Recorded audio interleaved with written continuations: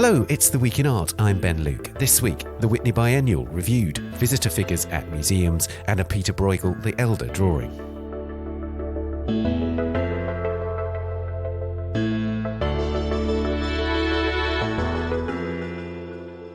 The latest biennial at the Whitney Museum of American Art opened this week, and I discussed the show with Ben Sutton, the art newspaper's editor in the Americas, and the critic Annabel Keenan. Our annual survey of visitor numbers at museums is published in the next print edition of the art newspaper, and Lee Cheshire, the co-editor of our report, joins me to discuss the findings. And this episode's work of the week is Pieter Bruegel the Elder's drawing The Temptation of St. Anthony from around 1556. It features in the exhibition Bruegel to Rubens' Great Flemish Drawings, which opens this weekend at the Ashmolean Museum in Oxford in the UK. Anne van Camp, the curator of the show, joins me to discuss this remarkable study. Our subscription offer for the art newspaper is still available, 50% off our annual digital subscription packages. Visit theartnewspaper.com to find out more. Do also subscribe to this podcast and our sister podcast, A Brush With, wherever you're listening. A Brush With returns next week. Please also give us a rating or review on Apple Podcasts. Now, the 81st edition of the Whitney Biennial is now open. The event has, since 1932, surveyed contemporary art in the United States. For those of you who are doing maths, it began as an annual exhibition. The latest edition features 71 artists and collectives, many of whom feature in film and performance programmes selected by guest curators alongside the main organisers of the show, who are Chrissy Isles and Meg Onley, both curators at the Whitney. To quote the museum, the selected artists collectively probe the cracks and fissures of the unfolding moment, and the show's title is Even Better Than the Real Thing. Our editor in the Americas, Ben Sutton, and the critic Annabel Keenan have been to the Whitney to see the biennial, and I asked them what they made of it. Ben, the exhibition's called Even Better Than the Real Thing. What do you think's meant by that title? I went into the exhibition expecting, based on that title, for there to be a lot more engagement with artificial intelligence and disinformation and all the sort of hallmarks of the last 15 or so years of reality kind of slipping away. And there are a couple of pieces in the show that fit that bill, but honestly, it felt far more nuanced and unclear exactly what the sort of focus on the real meant or how it was manifesting in the show. There's one piece that is very overtly about and uses artificial intelligence, but aside from that, at least as far as I could tell, it felt like a very kind of impressionistic title. Yeah, that's curious, isn't it, Annabel? Because actually, in the blurb around the show, one of the first things that is mentioned is about AI complicating our understanding of what is real. So I was expecting, like Ben, that there was going to be a hell of a lot more stuff about AI and its effect on our culture. And we know that there's lots of art being made about that right now, but it's surprising that not much of it makes the cut into the show. Yeah, I agree with that. I mean, I was expecting there to be a lot more artificial intelligence. I was pleasantly surprised that wasn't really what was being taken on directly. Obviously, the title made me think that is what we were about to dive into. The only piece, like Ben mentioned, that I recalled was just one work, and then there was also a way that you could access through their digital portal to kind of engage with it more. But, the title, I think, for me, what it really brought up was this concept of authenticity and reframing what exactly that real lived experience is for, lots of different people, different groups. And I felt that did come across a pretty strong way for me, rethinking what exactly the lived experience is for different people. So that's kind of how I approached it, and was glad to see that it was a broader understanding of the word real.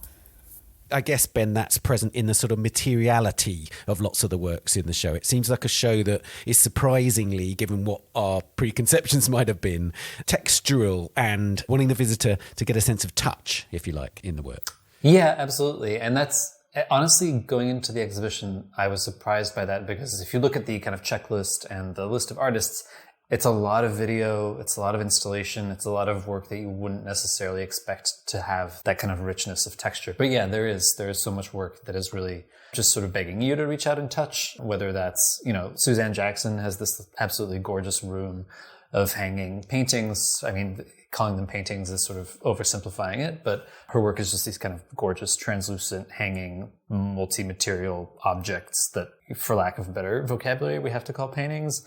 There's a beautiful set of hanging sculptures by Hector Garcia that are just kind of similarly, you just want to sort of get in there and like pull apart. There's a lot of work that really does invite the senses in a really nice way. And I guess, yeah, to Annabelle's point, maybe the point of engaging with the real is more about the kind of reality of lived experience and of material than this question of AI that we've all been so focused on for the last couple of years. Absolutely. And Annabelle, another thing that sort of very much flagged up in advance was the biennial, totally in keeping with its history, and I'll quote from the blurb around the show, a space where difficult ideas can be engaged and considered. Do you feel that in the show? Is that something that is front and centre? To be honest, that was one of the points that I had really reflected on, because with the Whitney Biennial in particular, in the last few editions, I think that we were all expecting a lot of controversy. Right now, in this global climate, I think that we were perhaps expecting it even more.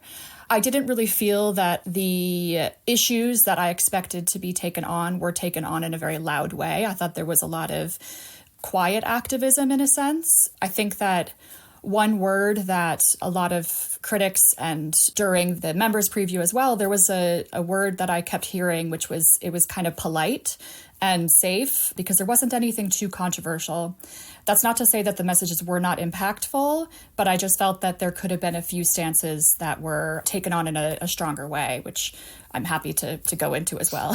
Right, absolutely. We can go into that in a bit. And Ben, you're picking up on that point about the reviews that Annabelle just mentioned. The New York Times did a review where they asked 3 different critics to take on, and each of them in their own way used terms very much like the polite one that Annabelle just said. You know, so Jason Farago says it was low risk and polite. Travis Deal said that it was riskless. And Martha Schwendener said that it was well-researched, well-intentioned, beautifully installed, if sedate. These are not words you associate with the Whitney Biennial, are they?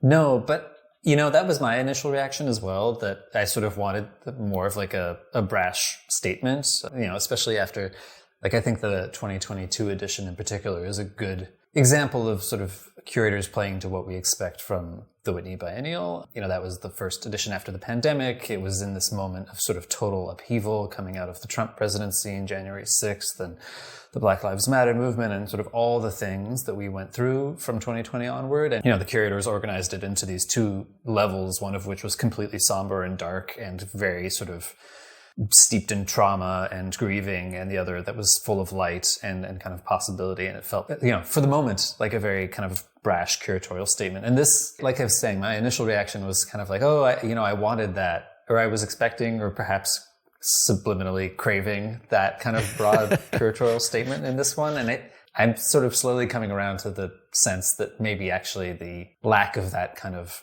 grandstanding is a strength of the show, that there are these kind of like discrete couplings and certain rooms where, you know, 2 bodies of work really speak to each other nicely, or areas where, you know, 3 or 4 pieces that are kind of in the same conversation around, like, I don't know, archaeology or aging, or, you know, there are these kind of interesting subsets of work that speak to each other really nicely. And I think they've done a very nice job, the curators, Chrissy Isles and Meg Onley, of sort of allowing the work to breathe in a way, which hasn't always been the case in Whitney Biennials. You know, for better and for worse, often there's just this sort of crunch of work everywhere, and it's sort of like pieces are sort of fighting to get their point across. And they've done a very nice job, I think, of like not overdoing it. I was wondering, Annabelle, actually, if one of the reasons the show is as it is because it's, in a way, it would be the most obvious thing in contemporary America to make an extremely combustible show, and to make a show which is all about firecrackers and extreme kind of language and so on. And that to make a subtle show seems counterintuitive, and therefore maybe it is a very Whitney Biennial thing to do.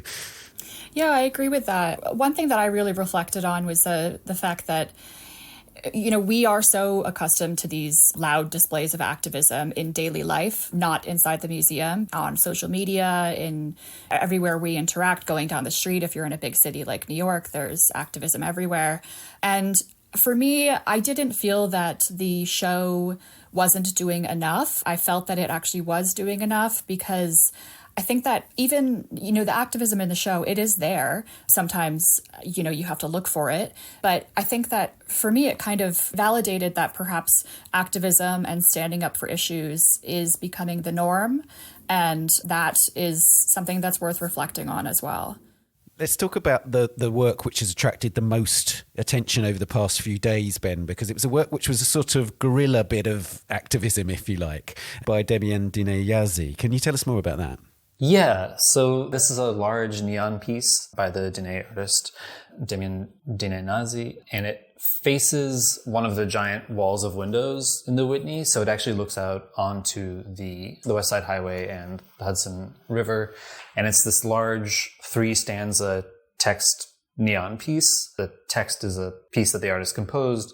It's about apocalypse and this sense, I guess, very much speaking to the current moment of the impossibility or the difficulty that we have in imagining a kind of happier future, and the fact that we sort of tend to go for the apocalyptic and the doomsday-ish in our forward thinking. And so the piece is basically about sort of imagining utopia or liberation or, freedom from things like genocide and violence and environmental collapse. And so during the preview, several people noted, and it's very, very subtle, but across this 3-stanza piece, there are these individual letters that sort of start to flicker and cut out, and the rest of the piece stays illuminated in this kind of like very hot red color, but then these few letters go out, and if you piece them together, it says Free Palestine.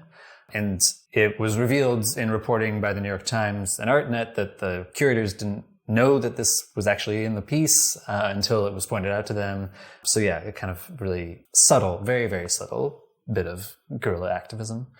And I think, to the Whitney's credit, they have said, we didn't know about this, but this is to be expected. We're asking artists to come and make these works. There's no sense in which they've reacted in an attempt to shut it down or anything like that.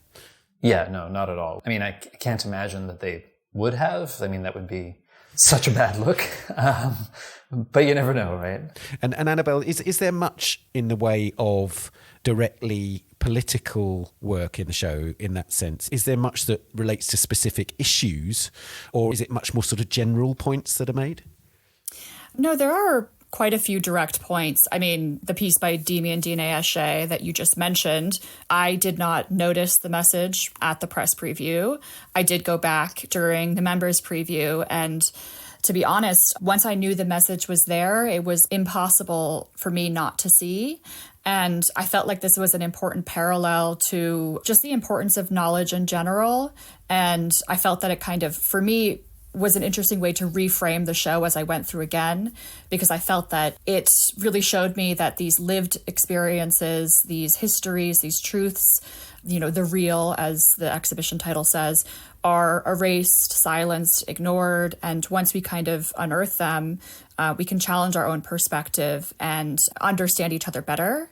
And so that was more subtle, but the more direct ones, certainly Kyan Williams' outdoor installation, which was on the 6th floor terrace. Their work is entitled Ruins of Empire II, or The Earth Swallows the Master's House, from 2024. And it's a replica of the north facade of the White House made in steel and dirt.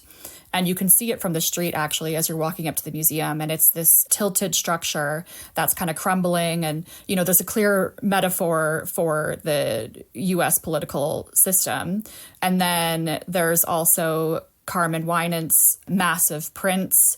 They're photographic prints. There's 2,500 of them that feature images of daily tasks of abortion, healthcare. So that's one that takes it on as well. And then, Ben, the idea of bodily autonomy was again another theme that was mentioned in the blurb ahead of the show. Does that appear elsewhere, or is Carmen Winant's work the sort of most clear manifestation of an engagement with that territory? Yeah, I mean, I think there are a few other pieces that address it. It's definitely the most overt in Carmen Winant's piece, which is pretty spectacular. On the 3rd floor, one of the only parts of the show that's not on the 5th or 6th floor of the Whitney is a series of, I guess there are Xeroxes of drawings by Pippa Garner, who's an artist who sort of made work about remaking bodies, remaking cars, remaking gender, deconstructing gender. So it's certainly more subtle than the Carmen Winant piece, but not that much subtler. And then there's also a piece quite near the Carmen Winant installation. There's a series of paintings by Harmony Hammond, one of which features like essentially swabs of blood in an abstract composition. And that piece is also very directly addressing women's bodily autonomy. Like I said earlier, there's one room that's kind of oddly all work about aging, which is really interesting. So I quite appreciated that sort of kind of body politics theme. Once you start to kind of piece out the different constellations of themes, I think you can really draw some interesting connections across the show. And Annabel, of course, there's this additional element of the show, or two actually additional elements, a film program and a performance program. When you go to the Whitney and see this exhibition, are you sort of conscious of that as a very present element, or does it feel like a separate entity in terms of the show? You know, I feel like it's a bit of a separate entity. I think that the film that's incorporated in the main show is done well, but I don't know that it's clear to the average museum goer that these other elements exist. Certainly, if you go, you will 100% see the films. They are integrated very well, built out very well, but I can't say that the other programs are made that clear. Ben, did you find the same? Yes, I would agree. I think there is already so much video work in the exhibition proper that I don't know that most visitors are going to say, oh gosh, I really need to watch more video art. I'm going to come back for a film program. To be honest, though, I think this is a problem that every Whitney Biennial encounters. In each one, there seem to be at least 5 or 6 hours of video in the galleries, and then they always curate a film program on top of that. And it seems like a mixed blessing to be one of the artists selected for the film program, because you're in the Whitney Biennial, but you're not in the gallery. Yeah, I was wondering about that because talking about the length of things, I mean, there's a magnificent work which was in London not too long ago by Isaac Julian, which is called Once Again, Statues Never Die. And it's an extraordinary piece about the Barnes collection and Adrian Locke and Harlem Renaissance and so on. Yeah. But that in itself is almost feature length in my memory. I'd imagine it's about an hour long. So as you say, once you include those in the main show, it's going to be incredibly difficult to sample the exhibition as a singular entity. But I guess what I want to ask, Annabel, is to what extent does the Whitney want that to be the case? Does the idea of a film program and a performance program suggest that the Whitney want the biennial to be something more of a festival than an exhibition as such? Maybe, perhaps that's what they want. I don't know that that comes across. I definitely think that they could do that. But I do feel that if you are the average viewer, there are some films in the exhibition that, you know, like you said, they're long, but some I do feel like you could pop in and see a little bit. Sharon Hayes, for example, it's a series of interviews from the last decade that focus on sexuality and gender in the US. And she interviews groups kind of like in a round table. And I do feel that visitors could kind of pop into that and at least get some sense of the film. But, you know, others, like you said, the Isaac Julian one, I mean, I sat there for forever. So. And one thing I always think about biennials is, do they leave space for delight? Did you have moments of like pure aesthetic joy? Is there space for that in this biennial? I think there is. Yeah, I think so. You know, actually the piece that Annabel just mentioned, the Sharon Hayes video, I found really just delightful and very heartwarming and engaging. And I sat there for like at least 10 minutes during the preview watching it. I think there's a lot of work that is just sort of, from an aesthetic point of view, really rewards close and sustained looking. I mean, the Isaac Julian video that you just mentioned, there's an installation of sculptures by Rose B. Simpson, these kind of 4 totemic ceramic figures kind of looking at each other. That's really quite stunning. There's a Clarissa Towson video and installation, which I really, really enjoyed. She basically 3D scanned ancient Mayan instruments and then made replicas of them and then recorded herself and other performers playing them, like sort of like using them as wind instruments, which you can't do with historic objects. And that piece is really beautifully installed and very engaging, and the objects are there on view. And I mean, the Keon Williams piece that Annabel mentioned is pretty strident, but also, you know, materially very rich, and you can kind of get lost in it. And the other element of it is a stainless steel, I believe, statue of Martha P. Johnson standing off to the side of it, kind of protesting the White House. And there's a lot of play and fun to be had in that interaction. So yeah, I think there is some work that you can really kind of get lost in. On the other terrace of the show, there's a very, very large turquoise Dyson sculpture and installation, which you're actually encouraged to sort of walk on and touch and interact with. You can literally get lost in it. I mean, it's kind of got all these nooks and passageways, and it's just kind of very delightful to walk around. There was a mention there of Martha P. Johnson, and there's another work, of course, by Tourmaline in the show which references Martha P. Johnson. Yeah. That too is something which the Whitney was at pains to point out ahead of the show, is that it will address the transphobia that is widespread in the US right now and elsewhere in the world. It was also notable that in the list of artists that were sent out ahead of the show, pronouns of all the artists accompanied their names. Is there a focus on gender identity in the show, Annabel? I mean, I think that the works that you pointed out, yes, but I don't think that that was like the strongest through line throughout the show. I mean, I do think it does lend to the overall theme of real and different lived experiences. So I think that it certainly is there, and I'm happy that it was there, and I'm happy that it was done in a very graceful and successful way. I did notice that there were no pronouns on the wall labels, though, which was interesting to really have them on the information leading up, but not, when you're there. Right. And Ben, in a sense, that extends into a sort of second part of this last question, which is, to what extent is this a sort of inclusive biennial in terms of wanting to reach a broad audience? And to what extent is it about a broad natural audience for the Whitney's programme anyway? In other words, there have been some critics who've said it's a show which is a mirror rather than a window, as in it's appealing to a silo of art goers, a community who would naturally come to the Whitney anyway. Do you have a sense of whether this is a show which can appeal to a broader audience, can extend beyond the Whitney and reach into parts that the Whitney wouldn't in terms of other shows? That's something that I was sort of asking myself afterwards, after the preview, when I was contemplating my own expectations of the biennial and whether it was strident enough or not, or too restrained or not restrained enough. And yeah, it was this question of who's the biennial even for, right? I mean, is it for the New York and broader art community and just for us to check up on who curators think are the most interesting artists, or is it to bring the most interesting contemporary American art and beyond? There's a few artists who are not based in or from America at all in the show, which is a whole other question. Is it to bring those artists to a kind of wider audience? And I think there is work, like the Tourmaline video is an example, that really does kind of break out of the language of contemporary art, and that you could come into very easily just from a sort of like visual pleasure kind of way. I mean, it's installed beautifully. It's probably the first piece that most people see. It has this like giant portal in the shape of a flower, and it's very visually stunning. So the Keon Williams piece is also quite polemical and grabby. So yeah, I think there is work that a general audience can get into the show through. Well, Annabel and Ben, thank you so much. Thank you. Thank you.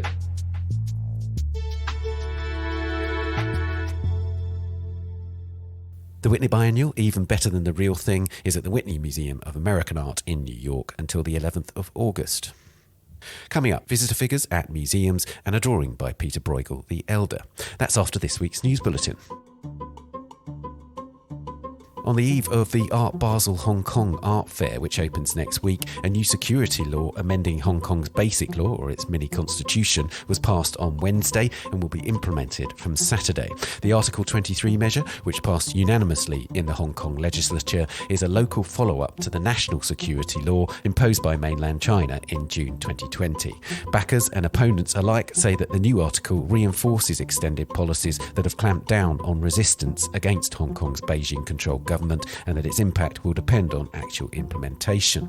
A Hong Kong-based curator, speaking to the art newspaper anonymously, said that some contemporary art, like abstract art, will not be affected, but added that, quote, the space for the broader relevance of art is tightening and closing down. A spokesperson for Art Basel Hong Kong said that the fair has had no indication that Article 23 will impact their operations, had never faced any censorship issues, and had not been asked to do anything differently since the introduction of the 2020 National Security Law. 3 paintings by Peter Paul Rubens will stay in Britain after the UK Spoliation Advisory Panel ruled that the trio of works should remain with their current owner, the Courtauld in London. The works were once owned by the German banker Franz Wilhelm Königs, who transferred most of his collection to the Lisse and Rosenkrantz Bank in Hamburg to secure a loan in 1931. When the bank went into voluntary liquidation in 1940, it sold the paintings to Count Antoine Cellern, who later bequeathed them to the Courtauld Institute. The Spoliation Advisory Panel which rules on the ownership of disputed works of art, rejected claims from 3 separate parties for the Rubens pieces, including Koenig's granddaughter, Christine Koenigs. She claims that Celan smuggled them without the necessary papers into England, but the panel concluded that the claimants had neither a legal nor a moral claim to the 3 paintings. The Denver Art Museum will repatriate 11 Southeast Asian antiquities from its collection. The works have been connected to the late British smuggler Douglas Latchford and his collaborator in Colorado, the late Emma C. Bunker, a long-time trustee and partner of the Denver institution. The pieces will be returned to Vietnam, Thailand and Cambodia, according to a museum statement. Bunker, an art historian who played a key role in Latchford's decades-long trafficking scheme, donated all of the aforementioned objects to the museum. 5 are known to have passed through Latchford's hands. Bunker, who died in 2021, introduced Latchford, who died in 2020, to the museum and persuaded him to sell and donate a variety of historically significant statues from the Khmer Empire to the museum. She was never officially charged with a crime, but her name appeared in 5 civil and criminal cases related to Latchford's dealings. You can hear more about the trafficking of Cambodian antiquities in our episode from the 27th of May 2022 and read all these stories and much more on the website or the app. Now, our annual survey of museum visitor figures is published in full in our April print issue and online. As ever, it looks in depth at the number of people attending museums across the world. In the past few years, the numbers have, of course, been hugely affected by the pandemic and the slow resumption of global tourism. Visitor numbers have been rising gradually since 2020, but we're still far behind those in 2019. So what do the figures from 2023 tell us? I spoke to Lee Cheshire, one of the co-authors of the latest report. Lee, since the pandemic, we've had 2019 as this sort of benchmark year. Where are we at with that? Well, yeah, for the last few years, we've been checking every year to see whether museums have got back to the kind of levels that they had in 2019 before the pandemic started. And it's been going slowly up. So in 2019, there were 230 million visitors to the top 100 museums in our survey. Then that fell to just 54 million in 2020. So it's been going up slowly, and then this year it's back up to 175 million. So not quite to the same level that it was, but we found that a lot of the big museums have got back close to or sometimes ahead of where they were in 2019. Yeah, the big museums are in a way the most instructive parameter to assess the health of museum visits in a way, because they are such landmark institutions in their cities, in their countries and so on. And actually they tell us quite a lot about the individual country's health in terms of tourism and so on. Let's look at the successes. So Uffizi, for instance, It's had its best ever year, and that's in Florence, of course. Yeah, apparently. It's gone up to 2.7 million visits in 2023, which is 15% more than in 2019. And the Accademia in Florence as well has gone up. They also had a record year of 2 million visits. Right. And then in the US, the Met has done really well. So the Met's 10% up. Yeah, although they did actually revise their 2019 figures down because of a change in counting methodology, but they're still 67% up from 2022, so that's a great year-on-year rise. And generally, lots of what we think of as the big museums and galleries, so the Prado, the National Gallery of Art in Washington, the Vatican museums, and the Rijksmuseum, for instance, they're all in the sort of around 0% to sort of minus 5 or 10. So they're doing basically what they were doing in 2019. Yeah, for many of them, 2019 was a record year. So we've said that anything within 10% of their 2019 figures, we would say is kind of back to normal. So yeah, a lot of those are getting close to, or in some cases exceeding those figures. And the Vatican Museums is particularly striking because it had a record year in 2019. It was basically up to that level.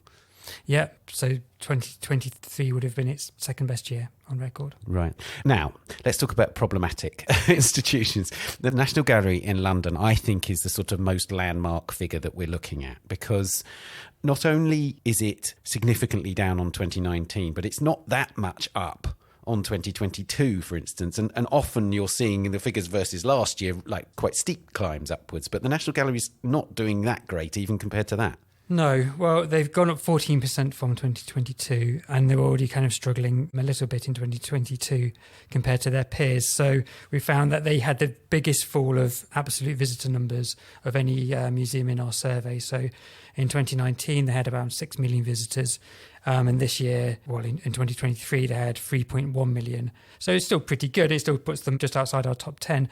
But obviously that's a drop of 2.9 million visitors. So that's a lot of people to not be visiting your museum that were before. You know, on the other side, the Sainsbury wing has been closed for the whole of 2023. So they've had reduced gallery space. A lot of the collection's not been on show. You know, one less entrance to go in. It's a bit more complicated the way that you get into the gallery now.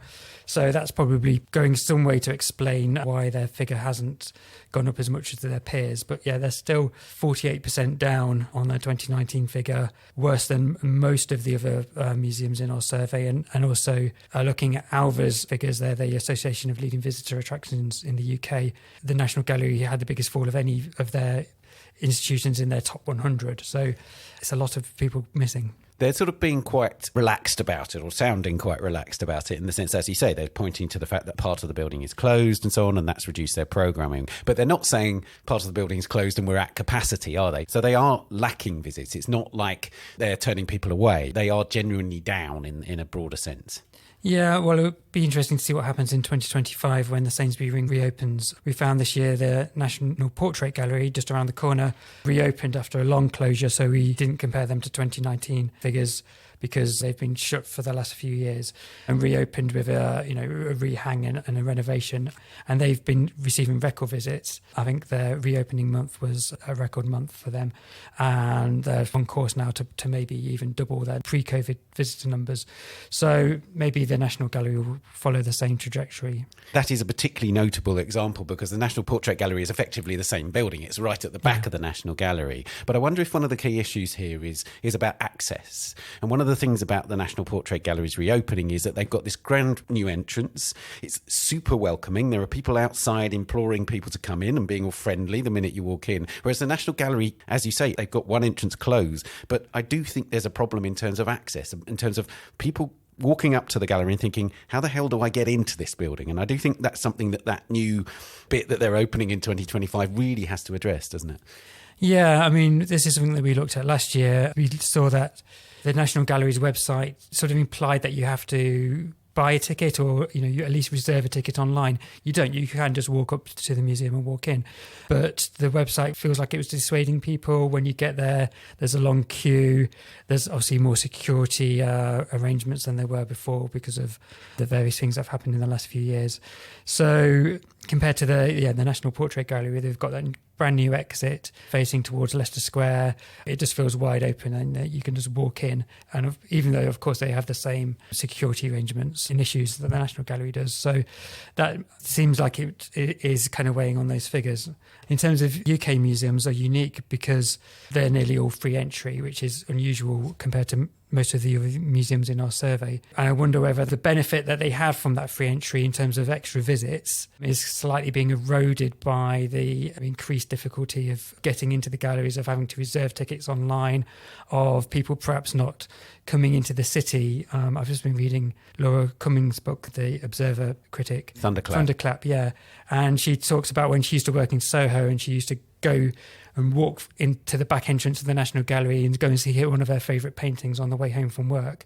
And you can't really do that anymore because it will take you 20 minutes to get through the queue to get in, and it's not so easy. So I wonder if some of the air's been knocked out of the UK and the London visitor numbers because of that. That's interesting. That's true about the National Gallery, and I think more generally. But at the same time, curiously, we've been talking a lot on this podcast about crises at the British Museum, multiple crises. And yet here it is having this really quite good year. I mean, one of the absolute lowest drops from 2019 of all the British museums.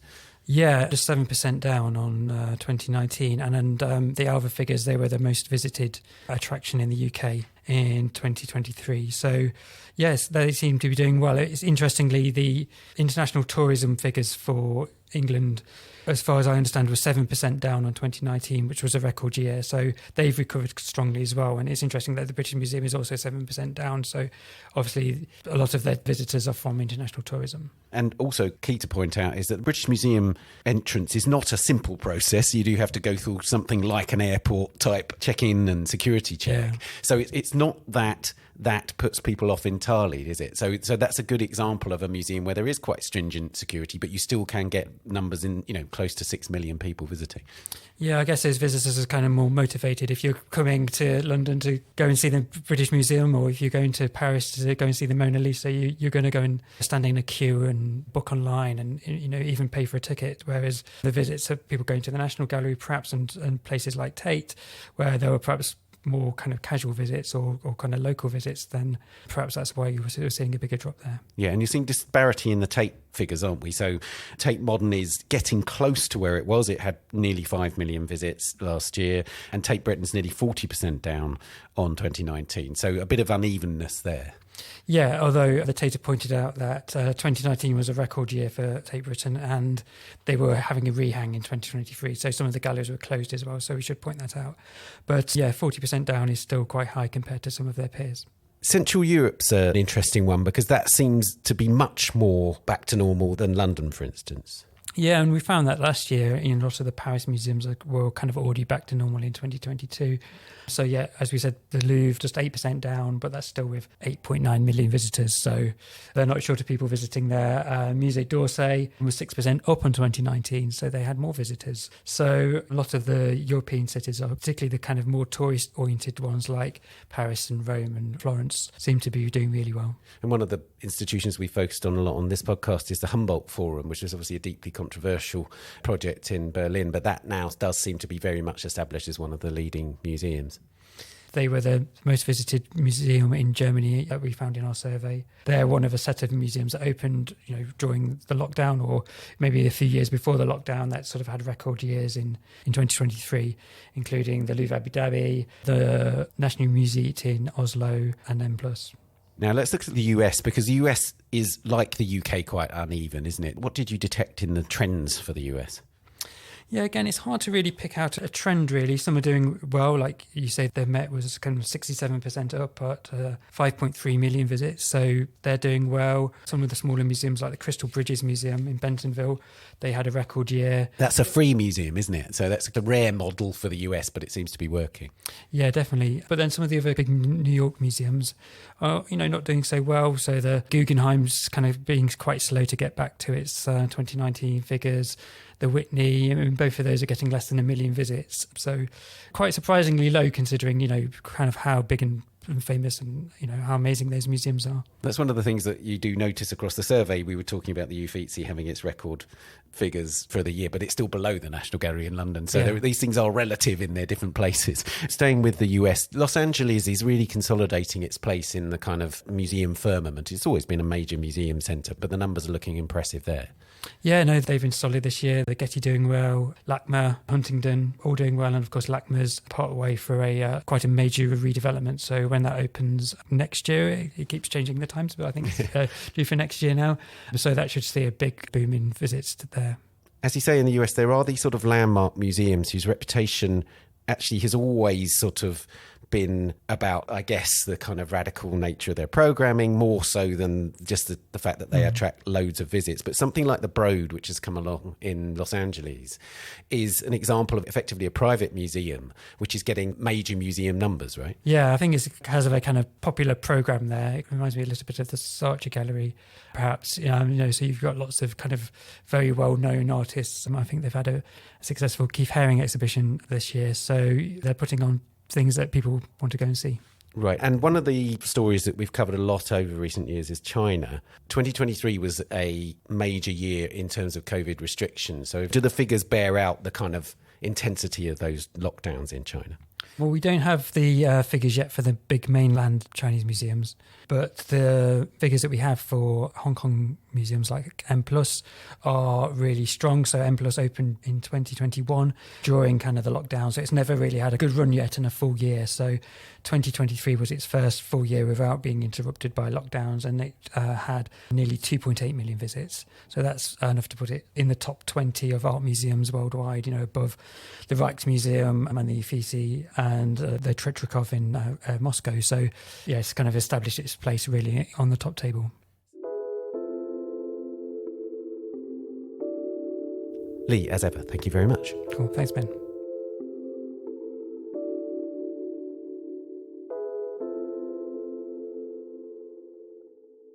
The Visitor Figures report is in our bumper April issue alongside our Venice Biennale magazine, an Expo Chicago supplement, and the Art of Luxury magazine. So do subscribe. And finally, it's time for the work of the week. This Saturday, the 23rd of March, the Ashmolean Museum in Oxford in the UK opens the exhibition Bruegel to Rubens, Great Flemish Drawings, which includes 120 works on paper by Flemish artists of the Renaissance and Baroque periods. Among them is Pieter Bruegel the Elder's drawing, The Temptation of St Anthony, from around 1556. And I spoke to Anne van Camp, the curator of the show, about this work. Anne, Pieter Bruegel created this drawing in 1556. How old was he then, and what level of fame had he achieved by that point? So at the time when Pieter Bruegel the Elder was making this drawing, he was sort of in his early 30s, so pretty early in his career. We know he was born around 1525, probably in an area near Breda in the northern Netherlands. We know he registered in the Antwerp Guild for Painters around 1551. Then, as most Netherlandish artists at the time, he spent a few training years in Italy to really soak up the old masters, to get inspired by all the Roman ruins. And of course, with Bruegel, very famously, it's been said that when he traveled across the Alps, that he swallowed them. And then when he was back in Flanders, in the southern Netherlands, he spewed them back out in his wonderful landscape drawings. So with this drawing, with The Temptation of St. Anthony, we're pretty close to soon after he returns from Italy. Right. He returns from Italy around 1555, so roughly a year after his return to Antwerp. And it's really crucial to establish that Antwerp at that time was an incredibly bustling centre for print and commerce. It was an important trading place. Antwerp was a very buzzing city at that moment, wasn't it? Absolutely. It was one of the richest cities across Europe, and mainly because of its strategic position. It's sort of pretty centrally located in Europe, but also near the River Scheldt. And the river is really the key to Antwerp's success because it connects to all the inland rivers. For instance, the River Rhine is very accessible, so then you access the whole Holy Roman Empire from there. You can go to France, to Switzerland, but also the River Scheldt is connected to the North Sea. And then, of course, you can go south to the Mediterranean, you can go north to the Baltic Sea, and the River Scheldt just has that correct depth to allow international ships and local ships. So it's almost Providence that Antwerp is located on this river. And the print business in Antwerp is so crucial to the image that we're going to talk about, isn't it? Because it was made specifically for a print, for an engraving. Exactly. The drawing is a print study, and Antwerp was indeed a huge centre for print making, for print publishing, for book publishing, book binding. Anything related to the distribution of words and images took place in Antwerp at the time. And the reason for that is that Antwerp housed some great publishing houses, and the publishing house that Pieter Bruegel worked for, as you know, sort of new on the scene again back in Antwerp after his journey in Italy, is the publishing house of Hieronymus Koch. And Hieronymus Koch really sort of catered towards that high-end print production, like the real connoisseurs who wanted to have wonderful prints to show off to their friends in their collection. And so this drawing is indeed a study for one of Bruegel's earliest print collaborations, because Bruegel was not a printmaker himself. To be an engraver at the time is a very specialist, very complicated, very highly skilled job, and so was usually left to do by professional printmakers who trained for years, ruined their eyes staring at this shiny metallic copper plate, trying to scratch lines into the surface. And so usually what the print publishers did in Antwerp is they hired an artist, a designer, to come up with a really great design, and then that design was then passed on to the professional engraver to be translated into the copper plate. What's really amazing about this drawing is that it exposes Bruegel's naivety or inexperience of printmaking at the time, doesn't it? Because when you see, and one will see in your exhibition, the print next to the drawing, you'll see that they have the same orientation, which means that Bruegel's trying to get his head around how to make a drawing for the engraving process. Is that right? Absolutely. Yeah, you hit the nail on the head, because normally when you make a print design, you have to make it in reverse, because then the printmaker can copy your design exactly onto the copper plate. But once it's printed, imagine them running a sheet of paper on the copper plate, peeling it off, and then it appears in reverse. So a print designer, an artist who makes a print study, always has to make his design in reverse. And yet, yeah, as you say, Bruegel is not used yet to working with printmakers. It might be sort of his first fully fledged print design. And so maybe he's still trying to work out how to collaborate with these printmakers. So what we can assume is that Bruegel made this wonderful, fantastic drawing in the same direction as the print, to sort of maybe show to Hieronymus Koch and say, do you like this design? Is this what you had in mind when you employed me? Is this something that your printmaker can work with? And then maybe once Koch said, yes, this is great, maybe he then made the drawing in reverse, which was then used by the printmaker. Right, and is an extraordinary drawing. And it makes me wonder about what the engraver thought when they were presented with this drawing, because it's so teeming with imagery, as one would expect from Bruegel, and gives the printmaker all sorts of challenges in terms of how to render this extraordinary depth of field and the amazing detail and these incredible, of course, fantastical creatures. Tell us about the composition. Yeah, I do wonder what the printmaker thought when he got this drawing. Was he horrified? Was he amused? Was he engrossed in all the imagery? Because what we see indeed is it's a coastal scene or a riverscape. And in the middle of the drawing is sort of dominated by this massive floating head. The head is quite grotesque. One of its eyes got the shape of a paint window, which is broken with the burning basket sticking out of it. The nose of the head is pierced with a pince-nez. If you look further down, his gaping mouth is like smoke billowing out of the mouth. And then to top it all off, there's a giant fish lying on top of this head. And there's lots of things happening within the fish as well, with sort of grotesque creatures. And I think that the people at the time, even for us looking at this drawing, is pretty bizarre. But for the people at the time, it must have been even weirder. But what it did, I think, immediately conveyed was a sense of the imagery of Hieronymus Bosch, who was, of course, the famous artist who lived 3 generations before Bruegel. They never met, but it's clear that Bruegel was heavily inspired by Hieronymus Bosch when he was making this drawing. And I think the simple reason for that is that commercially they were very popular images, whether they were sort of used in a more religious way to instill fear and faith, or whether they were more satirical or amusing or a conversation piece. But these Boschian images were very, very popular at the time, and Hieronymus Koch as a publisher knew this. So he knew, if we keep publishing more of these Bosch images, these crazy creatures, these demons, these fantastical half human, half beast, half jug, half whatever creatures, then we might have sort of a bestseller on hand and we might actually sell this print. So what is interesting, although of course now everyone knows Pieter Bruegel, in 5056 almost no one knew Pieter Bruegel, so his name doesn't even appear on the print because he wasn't commercially viable, which is a really, really interesting sort of historical context for this drawing. Absolutely. Are you suggesting that it's possible that Hieronymus Koch thought, well, if there is no signature, people might be convinced that it's a Bosch and therefore it will sell in greater volume? Absolutely. Absolutely. I think that was his little trick that he had up his sleeve.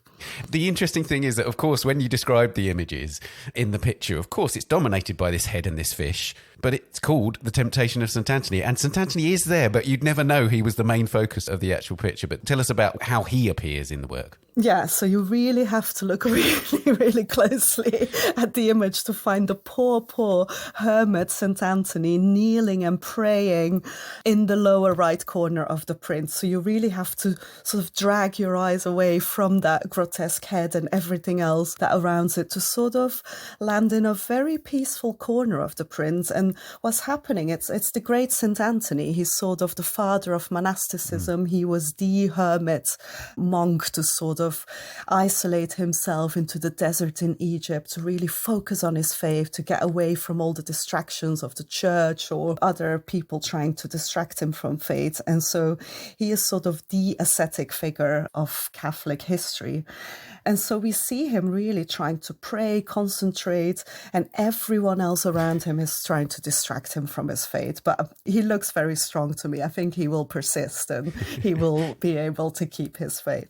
Exactly. And I think one of the things that really stresses is Bruegel's brilliance in terms of he's often characterised as a kind of crude painter, a painter of peasant excesses and so on. But he's also a master of delicacy. And the depiction of St. Anthony is so exquisite, actually. And for instance, the way in a drawing, the way that Bruegel is able to establish the halo around his head. His holiness is so clear, is so manifest in the drawing. And then there's the delicacy of the drapery, for instance. So Bruegel's mastery is so multi-layered, it seems to me, and that's really evident in this drawing.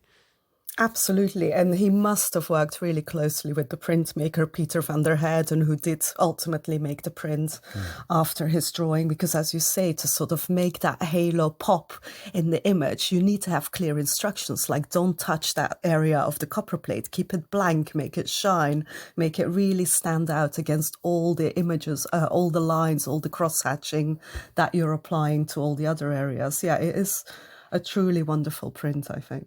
You talked earlier on about Bruegel's ability to absorb landscape in the context of the Alps. But one of the things, again, about this image, which is so instructive about what happens from here, is Bruegel's amazing ability to depict space. And I find it so moving every time I encounter his work, how marvellously, even despite everything else going on in the picture, he is able to capture the feeling, the atmosphere of landscape. And even in a drawing like this, he's able to do that, isn't he?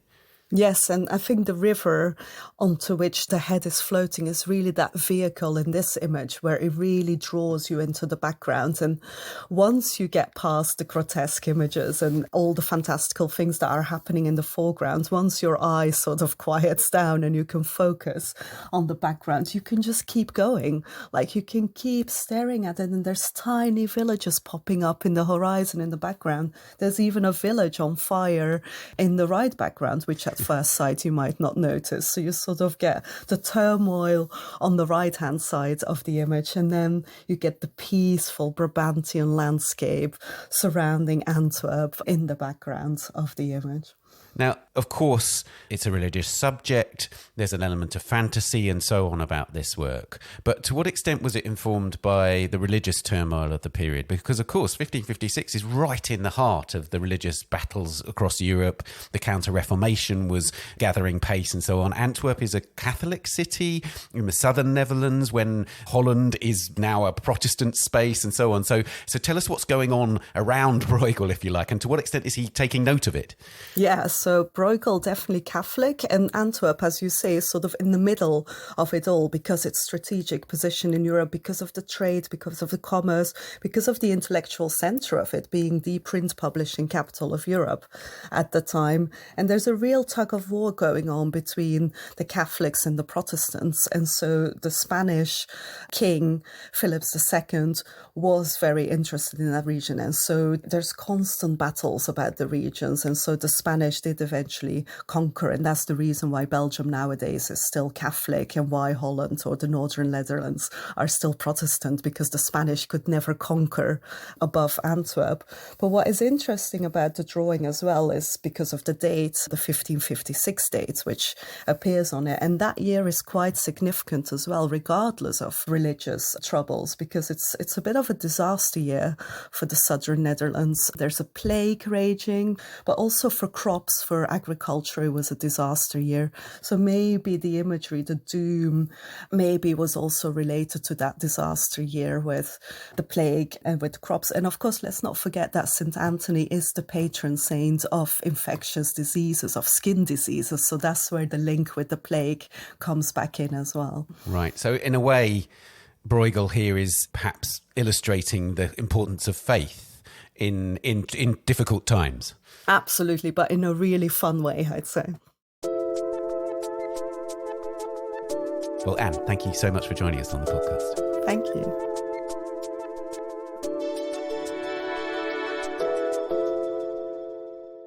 Bruegel to Rubens, Great Flemish Drawings is at the Ashmolean Museum in Oxford in the UK from the 23rd of March to the 23rd of June. And that's it for this episode. You can find us on X, formerly known as Twitter, at Tan Audio, and on Facebook, Instagram and Threads. The Week in Art is produced by Julia Michalska, Alexander Morrison and David Clack, and David's also the editor and sound designer. Thanks also to Daniela Hathaway and to our guests, Ben and Annabel, Lee and Anne. Thank you for listening. See you next week. Bye for now.